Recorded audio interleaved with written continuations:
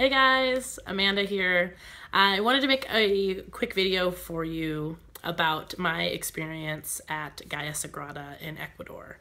So a lot of my friends and family and people that I've run into since I came back in April have been wondering exactly where I went, what I was doing in Ecuador, and I hope to take a little bit of time to kind of explain the reasons I went there, what my experience was, and also why I'm going back in January to volunteer again. So, quite basically, Gaia Sagrada is an eco retreat. It's a healing center in the Andes Mountains, just outside of the really beautiful city of Cuenca, Ecuador. Cuenca is the third largest city in Ecuador. It's about 1 million people. It's in the mountains. It's about 5 hours from the beach, and it's absolutely gorgeous. I first started getting interested in plant medicine. We'll talk a little bit about plant medicine, what that is exactly. About 2 years ago, 2 or 3 years ago, I watched a documentary on Netflix. I believe it's still on Netflix, that is called DMT, the Spirit Molecule. And that documentary, which I've watched a few times even since then, is very interesting. Goes into kind of the rise of the study of psychedelic medicine in the 1960s. There was a lot of doctors, actually a group of doctors before they were shut down by the government and by pressures from a lot of different sources, that were studying the healing effects of psychedelics, of psychedelic psilocybin mushrooms, of LSD, and these days now finally doctors, after 30 or 40 years, are finally able to start actually taking scientific studies again with MDMA and with different psychedelic substances, with healing things along the lines anywhere from mild depression all the way to severe PTSD, drug addiction, alcohol addiction, and other mental illnesses, as well as bipolar disorder, schizophrenia. It's very, very interesting. So my interest was just piqued in this because this documentary first covers just the background of the reasons why doctors were basically shut down from even doing research on what these chemicals do to your brain and how it alters your consciousness. And quite basically it goes into a group of people that were able to take DMT. And I'll just do a little pause there. DMT is a naturally occurring element. It's found in every plant and every animal, as well as in the human body. We don't exactly know why it is everywhere just yet. That is the reason that's kind of called the spirit molecule. It's found in your body, but it is flooded into your body during a few experiences. During your birth, during your death, a little bit during dreaming, and also occasionally during childbirth. Women will be flooded with DMT throughout your body. Now, you have something in your body that generally blocks it so that it's not flooded. And these plant medicines, including ayahuasca, partially what they do is they block those inhibitors and allow you to experience your own natural DMT. So when I first watched this documentary, I was going through a time of watching documentaries, and I was open to any really idea, and the experiences that the people in the documentary had, to be honest, at first were just way too much for me. They were talking about feeling as though they'd left their bodies, feeling as though they had died or that their physical form had died, being in outer space, being with alien creatures, connecting to source, connecting to the universe, and it all sounded a little bit frightening. At this point, it to me just sounded like your brain was being flooded with chemicals, and of course you're going to have these crazy experiences, right? But I did find that the kind of healing aspect was interesting to me, that people had realizations about themselves or about their past. They were able to deal with things that they maybe had been hiding in their subconscious. So that sparked my interest in exactly what DMT was, and along those lines, I'm sure as any of you know that have been interested in this subject, the natural next step is to look into what is slowly becoming very, very popular in the Western world, which is ayahuasca. Ayahuasca is it's a combination of a root and a plant that is found in mainly Ecuador, Peru, Colombia, a lot of South America. Many of the tribes there have been using this spirit medicine or this plant medicine for thousands and thousands of years.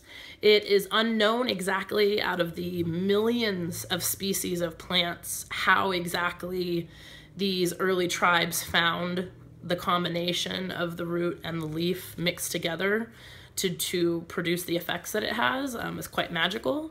According to many of the tribes, they commune with the plants, and the plants told them to do it. The plants told them to mix these together to have this ultimate healing plant.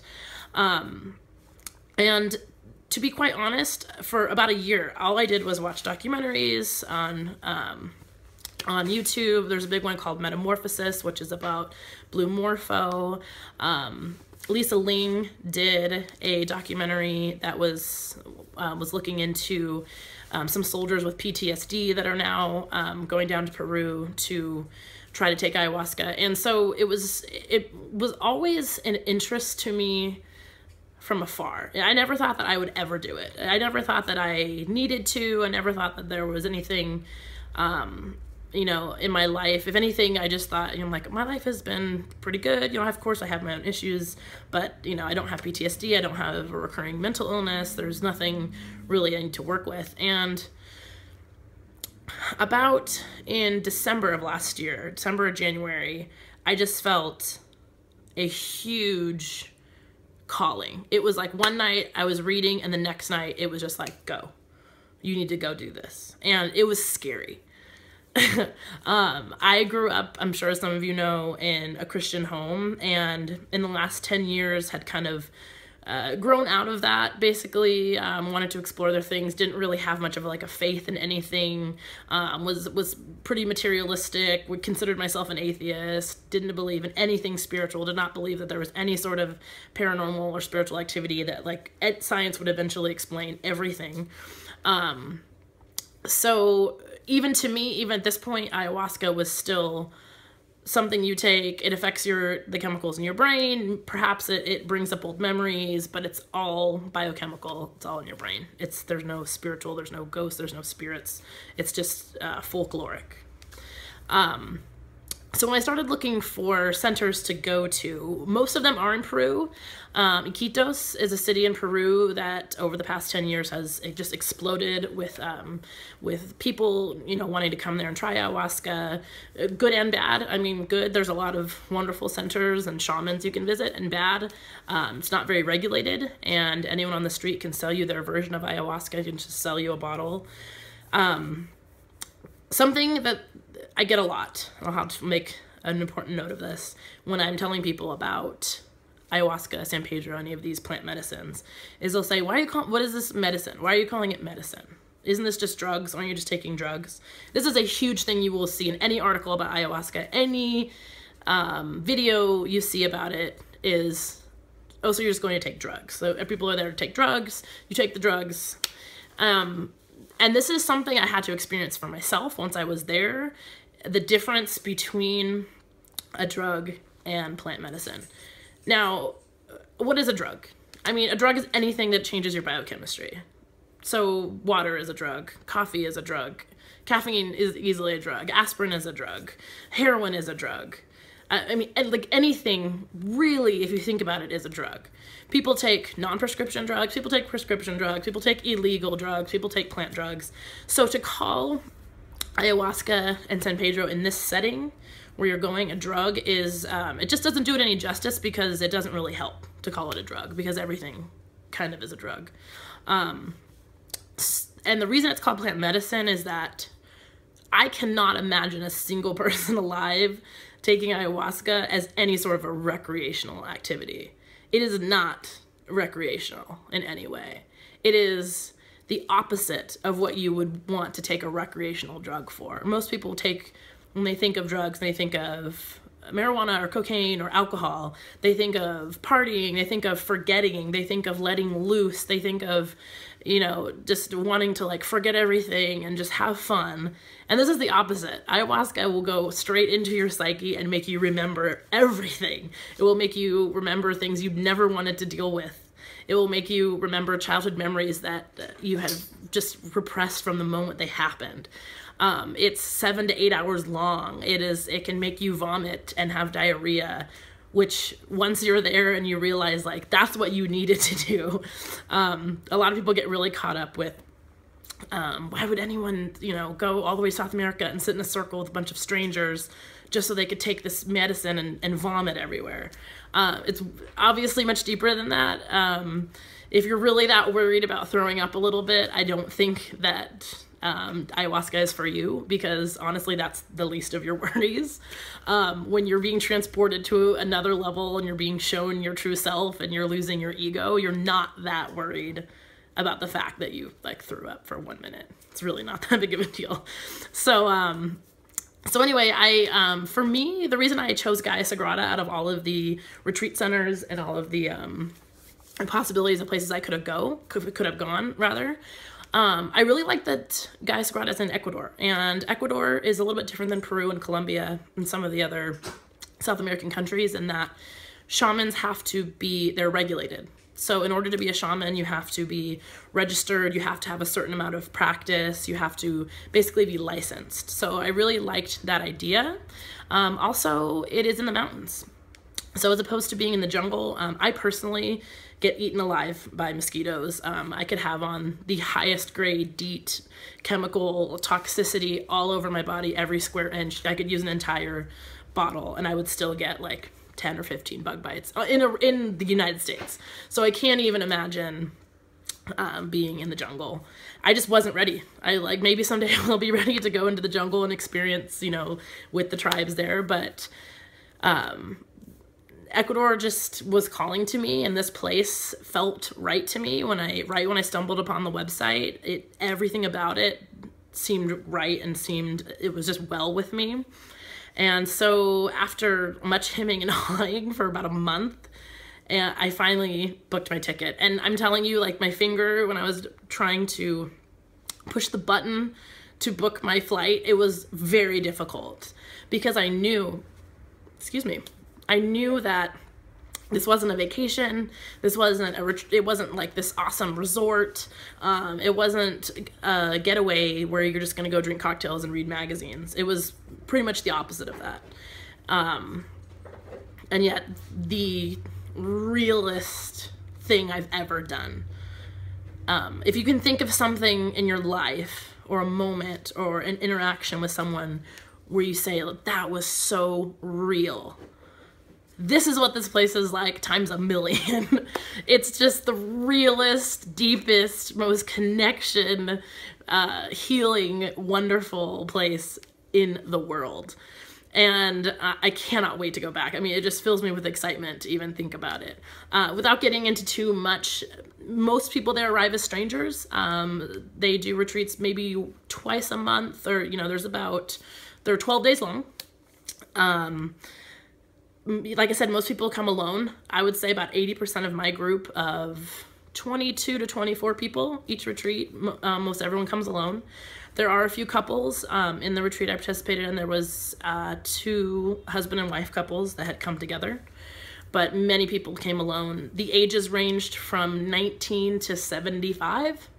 I stayed for 2 retreats. One I participated in, the next I volunteered at, and they were both so different. People from all over the world, Colombia, Australia, New Zealand, America, South America, North America, Canada, just everywhere. And it gets real really fast. It really does, because you realize people are there for huge, huge healing. There was members of my group that were there dealing with heroin addiction, like the day they arrived, like still using, and just incredible stories of healing. There was a man who had been depressed for 60 years, just living, barely holding on with depression. And his father had been depressed and his grandfather before him. Like, it was a deep family issue. There was a man there dealing with severe addiction to alcohol. There were people dealing with abandonment issues with their family, with just mental issues, all kinds of everything, all of the stuff we all have, and on a daily basis we all try to ignore when we are talking to our friends and family, right? So immediately these people, if you let them become your family, this becomes your new family, because they're going through this with you. And over time, I mean, the first few days you learn that you just have to trust everyone, because you won't receive the healing you need unless you do. And there were, I will say, like 1 or 2 people probably that didn't let that happen, that just held their guard up, wouldn't quite let that in. Maybe possibly were there for the wrong reasons, were there just as sort of an experimentation and not for themselves. And without getting too personal, there were just things that had kind of built up in my life over time that I was not dealing with. Issues with my self-confidence, issues with negative thought patterns, just things with family members, and you know, things that I was holding on to, regrets. There was just a lot that had built up in my life to where I felt that I wasn't truly living an authentic life, and I wasn't on the right path, and I was just headed toward a life that I thought I was supposed to have. And I knew that I needed to do something drastic and big in order to change that. And I'm happy to say that it absolutely has changed. That absolutely has set me on a completely different path. And I wouldn't say, people ask me this, like, what changed? Like, did you come back? It's not like I came down from the mountain and, you know, like, I am now at peace. I'm not a completely different person. As you can see, I'm still like wild and crazy and talk, I also still have my issues that I deal with every day. But I will say that instead of becoming a different person, because I thought maybe I'll become this different person, I just became way more me, like way more myself. And that was my lesson. That was the first night that I took ayahuasca.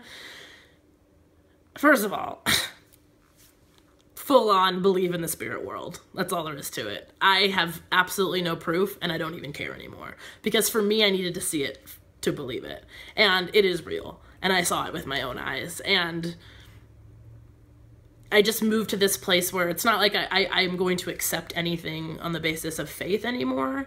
But when you see something for your own eyes, and when you feel something, and when you go to a different realm, I think I just renewed my, the validity in my faith in personal experience. Because before I was just saying personal experience doesn't matter at all. It's only when it can be validated through this, and this means. That's the only way I'm ever going to accept anything, is if we take what we can see and smell and hear, and if from our 5 senses.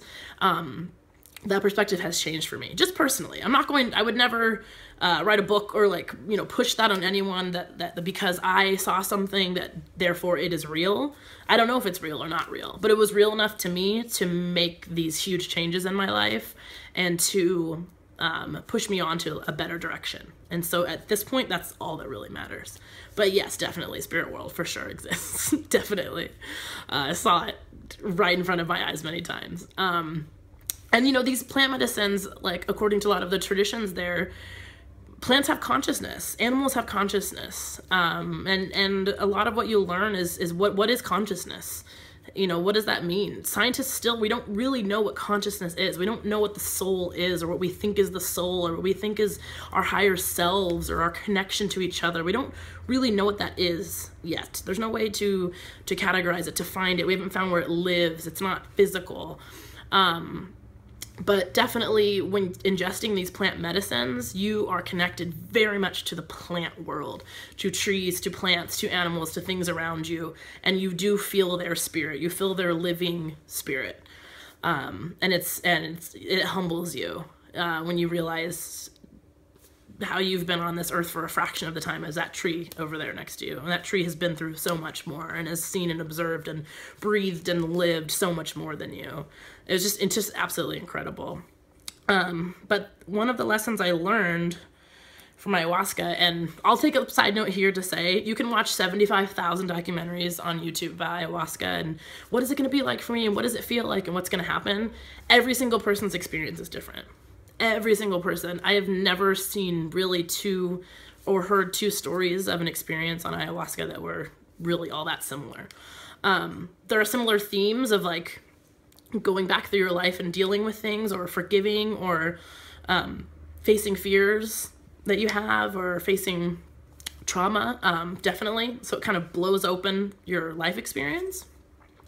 But other than that, I mean, it's all over the place. For me personally, my very first night, my very first experience, luckily was very gentle. I went in with the intention that I wanted to find out what exactly I needed to heal about myself. So my intention for the medicine was, show me what I need to change, show me what I need to heal, show me what's wrong. And the irony of the situation was the spirit, which is a mother spirit, many people call it Mother Ayahuasca. It's a very mothering, loving female spirit. Basically just said to me, nothing. What are you worried about? And I had to sit there and think, and I'm like, what am I worried about? And what am I making up that I'm worried about? What is wrong with my life? Nothing. And then she just threw all of these colors and all of these rainbows and all of this crazy blessings, like just colors and clouds and like everything that is ever you could imagine be beautiful was just in front of my eyes. And she said in an audible voice that I heard, she said, take your blessings. Take your blessings. And that may not seem like a big lesson to some people, but for me, I spent so much time of my life almost trying to feel guilty about the reasons that I'm blessed. Why do I get to have parents that are still married when this person's parents are divorced? Why did I get to grow up in South Orange County with all of this wealth? That's not fair. Not anyone else. Millions of other people don't. Billions of other people don't. Why am I allowed to have a brain that is functioning when there's people in my family who have mental illness? Why am I? All of these things. And I would spend more time thinking about, why do I not have all these bad things and feeling guilty for having my blessings, rather than accepting my blessings and sharing my blessings and not feeling conceited about them, or not feeling like I earned them, but just taking them, take my blessings and be loving and be peaceful with those and give them out to the rest of the world. It was a huge lesson for me that I just came out of left field completely, because it made me realize how much time I spent in negative thought patterns, thinking about the reasons that I have better things and what I should be doing with them and feeling guilty about them. And then all I would do is just sit around and feel guilty about it. What good is that? It was absolutely no good. If anyone would like to talk, I would love, of course, as you can tell, to speak at length about any of these experiences. There were a trillion more. The other plant medicine I'd like to talk about just a little bit is San Pedro. San Pedro, which is called Huachuma. It was named San Pedro after the Europeans came into South America. And St. Peter is the gatekeeper of heaven. So it's interesting that they named this cactus that, because it kind of is the gatekeeper to heavenly experience. This cactus is related, it's kind of a cousin of the peyote cactus. So I'm sure some of you are familiar a little bit with peyote, or have heard stories from the 60s or 70s about people using peyote. But ayahuasca is very much a medicine that makes you go inside of yourself. It makes you go inside of your experience. It's very personal. It's very much your own journey. San Pedro, on the other hand, connects you to other people around you, and it connects you to their energy. And these ceremonies are so beautiful. The most beautiful thing I've ever seen in my life. They do the ceremonies in what's called a maloca, which is basically kind of just a circular outdoor area with a giant roof. And everyone has, their pads and their kind of sleeping bags and pillows. And San Pedro lasts about 14 hours. And when I first heard that, I thought, you got to be kidding me. Like, I don't want to be changing my consciousness for any amount of hours, let alone 14 hours. That just sounds nuts. However, it's a stimulant. It does keep you up, and the things you experience are so magical that you just never want it to end anyway. There's so much healing that goes on during these ceremonies. Basically, each person one by one gets to sit in front of the shaman, look into the fire, and basically let go of what they need to let go of, receive any blessings or healings that they need. And when that person is there, the energy you feel connected to them is just otherworldly. It's physical. You can physically feel energy in your hands giving to them. When there's someone who's having a harder time, or maybe is resisting a little bit, or who some of the more difficult people with trauma or people with longer term issues, it was very difficult. It's very difficult to hold that space for them and to give them your energy. And it really makes you realize in your daily life how much you give your energy to other people. How much, you know, people throw this word around, but it's so true. Energy vampires. There are people in your lives who all they do is suck your energy, and all they do is complain, and all they do is need help, and all they do is have another issue. And you go home after being with some of those people and you're like, oh my gosh, I can't even, I'm so tired. I can't even think straight. My mind is cloudy. That person's taking your energy, too much of it, and they're not giving any back. I mean, that is a real thing. And San Pedro just puts you in a heightened state of that, where you're very aware of a love that is given to you. You're also very aware of what's being taken from you. And let me tell you, after this, like, if you're not connected to the people around you after this, like, nothing will connect you to other people and to humanity and to everything. It's just simply absolutely beautiful. And something I wanted to mention was there were a few participants, one of the wives of a husband and wife group there, that she had never, I believe she had drank alcohol maybe once or twice in her entire life. She had never smoked marijuana. She had never taken any drugs. She even really didn't take a lot of like aspirin or cough medicine, like nothing. There were people there who had experimented with psychedelic drugs, who had maybe taken mushrooms before, LSD, or had smoked DMT. There was a huge variance of experience with psychedelics or with medicine or with any sort of drug use, whether it be illegal or legal or whatever. And I think that's important to mention, because you don't have to have any sort of, I mean, look at me, like, belief. Like, I didn't really have any belief that this was going to work or change me or anything. I just had a feeling that I needed to do it. And I went with that. I trusted it. For all I knew, you know, being the skeptic that I am, I'm like, I'm just going to go down to this place and it'll be like, oh, trippy, and there's going to be lights and colors, and then I'll be like, oh, that was cool. No, not at all. So anyway, I'm had the time of my life. Just it made me so appreciative of every single thing in my life, down to like water every day, to the food we eat, the air we breathe, the connection with other people. I've never felt more grateful or alive or loving or happy. Happy doesn't even begin to describe it. Like, happy seems like such a small word compared to like deep joy and just consciousness, just awareness of yourself and of others. It was beautiful. So I stayed for a retreat, went to the beach for a few days with some of the people I met there. We traveled a little bit. It was awesome. And then came back to volunteer. So Gaia Sagrada also has a volunteer program where you can stay for free, you eat for free, all the awesome food there. And you can also participate in the ceremonies with the group. So if you want to do 1 or maybe 2 ceremonies with the new retreat group as a volunteer, you can. And I don't know what was more rewarding, going to the retreat or being a volunteer, because as a volunteer, I got to watch a whole new group of people come in that just the first day I remember seeing them and they all looked so scared, and everyone doesn't know each other, and they're like, what am I doing? You know, that's what you feel when you first get there. You're like, I just flew you know, 14 hours to a place that I've never been. I'd never even been to South America. And I'm a pretty avid traveler, and I'm a pretty wacky person, and I've lived in a bunch of different cities, and this was out of my comfort zone. So I can only imagine some of the other people who really were not big travelers. However, Christine and Bruce, her husband, she is the owner and the facilitator and the shaman and the everything of Gaia Sagrada. And her husband, Bruce, who just runs the whole place and has built this gorgeous, gorgeous retreat center.